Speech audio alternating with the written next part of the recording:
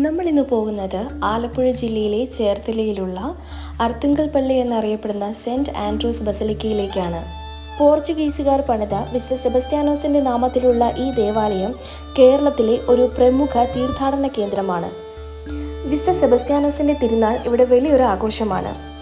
ശബരിമല ദർശനം കഴിഞ്ഞെത്തുന്ന ഈ ഭാഗത്തുള്ള അയ്യപ്പ ഭക്തർ വെളുത്തച്ഛന്റെ സവിധത്തിലെത്തി നേർച്ചകൾ സമർപ്പിച്ച് മാലയൂരുന്ന ഒരു പതിവുമുണ്ട്.